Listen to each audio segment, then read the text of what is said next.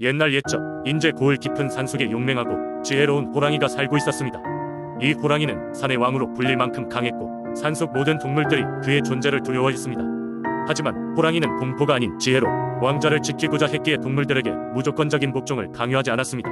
호랑이의 가장 가까운 친구였던 까치는 날렵하고 빠른 비행으로 정보를 수집해 호랑이에게 전달하곤 했습니다. 하루는 까치가 호랑이에게 와서 걱정스러운 소식을 전했습니다.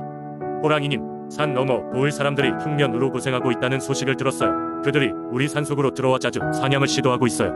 호랑이는 잠시 생각에 잠겼습니다. 그는 사람들을 도울 방법을 찾고 싶었습니다. 까치야, 우리가 그들을 도우려면 무엇을 해야 할까? 라고 물었습니다. 까치는 고민 끝에 대답했습니다. 사람들에게 도움을 주려면 우리가 가진 것을 조금 나누어 주는 건 어떨까요? 음식이나 물을 그들에게 전해주면 큰 도움이 될 거예요. 호랑이는 까치의 제안에 고개를 끄덕이며 동의했습니다. 그리고 그는 산속의 다른 동물들과 협력하여 자신들이 가진 곡식을 모으고 계곡의 깨끗한 물을 사람들에게 전할 수 있는 계획을 세웠습니다. 이를 위해 호랑이는 까치와 함께 산 아래 마을로 내려가 사람들에게 자신들의 제안을 전했습니다. 처음에는 사람들 역시 호랑이가 그저 무서운 존재로만 생각했기에 두려워했습니다. 그러나 호랑이의 진심 어린 도움의 제안을 듣고 그들은 감동했습니다. 마을 사람들은 호랑이와 까치가 제공한 식량과 깨끗한 물로 인해 한시름 놓을 수 있었고 그들의 수고를 잊지 않고 마음 깊이 감사했습니다. 그 이후로도 인제 고을의 사람들은 산속 동물들과 더불어 살아가는 법을 배우게 되었습니다. 그들은 서로를 돕고 강한 것이 약한 것을 지배하는 세상이 아닌 상호 이익을 추구하는 세상을 만들어 나갔습니다. 호랑이와 까치의 선행은 인제 지역의 전설로 남아 사람들에게 오랫동안 전해졌습니다. 이 이야기는 힘과 지혜가 함께할 때 진정한 리더십을 발휘할 수 있다는 교훈을 주며 어려운 시기에 서로 돕고 살아가는 인제 고을 사람들의 전통을 이어주고 있습니다. 두 번째 이야기, 옛날 옛적 광주의 삼각산에는 수호신처럼 여겨지는 호랑이 할아버지가 있었다고 전해진다. 삼각산은 지금의 북부와 서구 일대를 아우르는 지역이며 그곳은 숲이 무성하고 산세가 험준하여 예로부터 사람들의 발길이 드물었으나 한편으로는 신령한 기운이 가득한 장소로 여겨졌다. 호랑이 할아버지는 평범한 호랑이가 아니었다. 그는 사람의 말도 알아들을 줄 알고 심지어 사람의 모습으로 변신할 수 있는 능력을 지닌 신령스러운 존재였다. 마을 사람들은 이 호랑이를 두려워하면서도 동시에 보호자로 삼고 그의 존재를 경외하는 마음으로 삼각산을 지켰다. 몇백 년 전 그곳에 처음 정착한 농부 가족이 있었는데 그들은 땅을 갈고 농사를 지으며 고된 나날을 보냈다. 어느 추운 겨울날 번잡한 마을 장터에서 돌아오던 농부는 폭설을 만나 길을 잃고 말았다. 정신이 아득해지고 점점 다리가 마비되어 가던 그때 눈앞에 웬 노인이 나타났다. 노인은 따스한 미소를 지으며 농부에게 손을 내밀었고 농부는 본능적으로 그 손을 잡았다. 노인은 농부를 안전하게 눈보라 속에서 인도해 주었고 그가 눈을 뜨자 어느새 집 앞이었다. 농부가 감사 인사를 하기 위해 뒤를 돌아보니 노인은 온데간데 없이 사라지고 커다란 호랑이 발자국만이 눈 속에 선명하게 찍혀 있었다. 마을로 돌아온 농부는 이를 기이하게 여겨 사람들에게 이야기했다. 사람들은 그 노인이 삼각산의 호랑이 할아버지라는 것을 알고 있었기에 고개를 끄덕이며 고마움을 표현했다. 그 이후로도 호랑이 할아버지는 마을 사람들의 삶에 자주 나타났으며 큰 위기나 사고가 다가오면 언제나 사람들을 지켜주는 존재로서 기능했다. 또 한 번은 마을에 큰 역병이 돌았다. 마을 사람들은 하나둘씩 병에 걸려 신음했으며 마을은 점점 황폐해져 갔다. 사람들은 절망 속에서 모든 희망을 포기하려던 찰나 한밤중에 큰 호랑이의 울음소리가 삼각산에서 울려 퍼졌다. 다음날 아침 병에 걸린 사람들은 기적적으로 회복되었고 역병은 마치 처음부터 존재하지 않은 것처럼 사라졌다. 사람들은 밤마다 호랑이 할아버지를 위해 감사의 제사를 지냈고 그들의 마을은 번성하고 평안했다. 세월이 흐르면서 호랑이 할아버지의 전설은 점점 더 신비로운 이야기로 전해 내려왔다. 그러나 그가 실제든 그렇지 않았든 그가 마을을 지켜주었다는 믿음은 마을 사람들에게 큰 위로가 되었고 그들의 삶의 일부분으로 자리 잡았다. 오늘날 삼각산 근방을 지나가는 이들은 여전히 그 전설을 이야기하며 산에서 들려오는 바람 소리를 들으면 호랑이 할아버지 숨결이라 믿고 마음의 경건함을 유지한다. 그 옛날 호랑이 할아버지의 이야기는 광주 사람들의 전통적인 민속적 신앙심을 보여주는 한 단편이며 오늘날까지도 사람들의 가슴속에 오래도록 남아있다. 세 번째 이야기, 옛날 옛적 거제도의 작은 마을에 한 노인이 살고 있었다. 그 노인은 마을에서 비나리라고 불리는 전통 의식의 대가였다. 이 의식은 비를 부르기 위한 것이었고 오랜 가뭄으로 인해 농작물이 말라가던 마을 주민들은 비나리의 힘에 의지하곤 했다. 노인은 하늘과 땅의 기운을 모아 비를 불러오는 재주가 있어 소문이 자자했다. 하지만 그 해는 유난히도 가뭄이 심했다. 대지의 균열은 점점 넓어지고 논과 밭은 갈라졌다.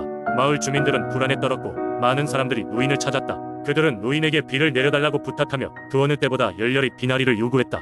노인은 오랜 시간 준비를 한 끝에 비나리를 위한 하루를 정했다. 마을 사람들은 그날만을 기다리며 가뭄을 참아냈다. 드디어 비나리의 날이 되었고 마을 사람들은 하나둘씩 노인의 집 앞에 모이기 시작했다. 노인은 장엄한 의식을 시작하며 하늘을 울리는 북소리와 함께 춤을 추었다. 북소리는 마치 비를 부르는 주문처럼 마을 주변에 울려 퍼졌다. 의식이 진행되던 중 갑자기 하늘에 구름이 모여들기 시작했다. 마을 사람들은 놀라움을 감추지 못했고 노인의 비나리가 성공할 것이라는 희망으로 가슴이 벅찼다. 얼마 지나지 않아 비가 내리기 시작했다.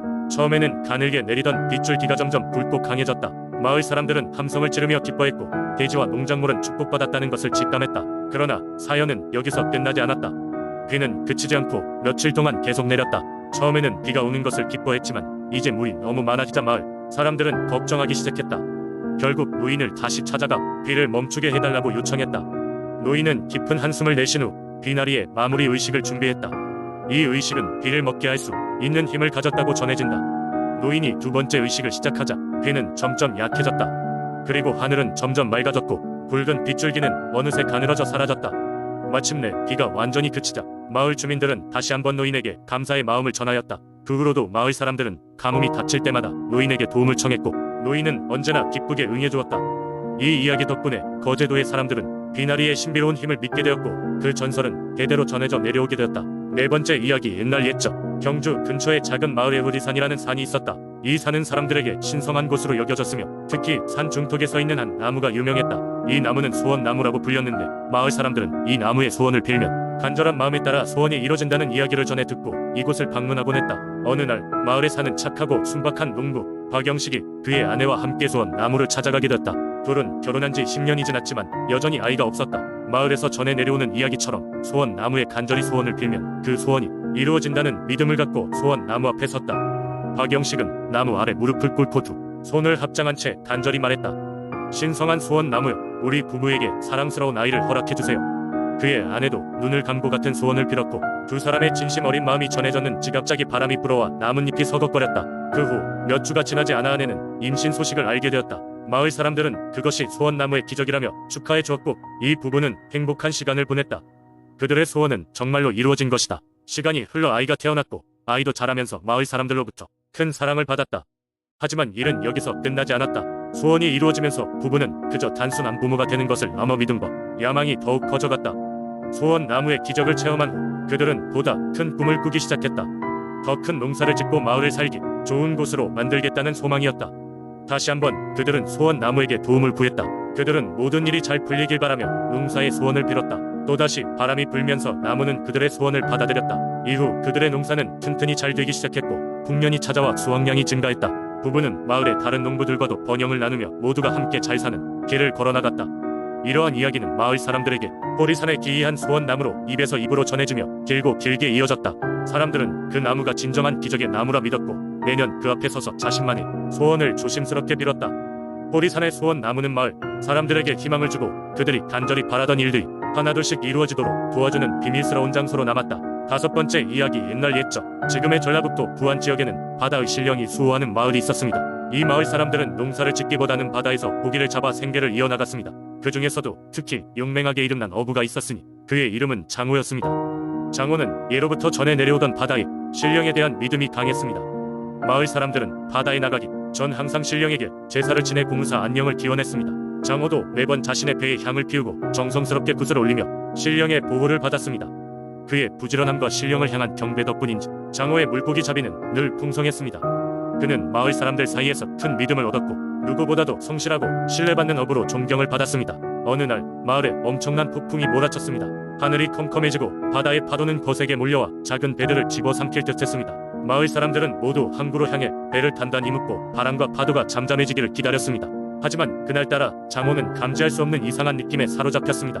신령이 그에게 무언가 중요한 메시지를 전하고 있다는 생각이 마음속 깊이 자리 잡았던 것입니다. 용맹한 그의 성격 탓에 장호는 바다로 나가보리라 결심했습니다. 신령님이 나와 함께 하신다면 아무리 무시무시한 폭풍도 두렵지 않다며 그는 굳게 결심하고 폭풍 속에 배를 띄웠습니다. 풍랑은 맹렬히 몰아쳤지만 장호는 단호하게 물을 저어나갔습니다. 이윽고 바다 한가운데서 기적 같은 일이 일어났습니다. 인도에서 온 거대한 파도가 장호의 배를 덮치려는 순간 물속에서 웅장한 금빛 용이 솟아나와 장호의 배를 둘러감쌌습니다. 거센 파도 속에서도 배는 거침없이 나아가고 용의 등 위에서 희미한 빛이 번졌습니다. 장호는 공손히 고개를 숙이며 신령님, 저를 지켜주시는군요 라고 감격의 눈물을 흘렸습니다. 이내 폭풍은 점차 가라앉고 장호는 평온한 바다에 앉아 있었습니다. 신령이 씌워준 용의 형상을 본 것은 처음이었으나 그는 자신의 용기를 시험한 신령의 뜻을 이해하게 되었습니다. 장어의 귀가는 마을 사람들 사이에서 큰 기적이자 전설로 남았습니다. 바다의 신령이 장어를 구했다는 이야기는 세대를 거듭하며 마을 전역에 퍼졌고, 이로 인해 부안의 사람들은 바다에 나갈 때마다 신령에 대한 경의를 놓치지 않게 되었답니다. 여전히 마을 사람들은 장어의 용맹함과 신령의 기적을 이야기하며 그날을 잊지 않았고, 강한 바람이 부는 날이면 언제나 장어의 전설을 떠올리며 안전한 조업을 기도하곤 했습니다.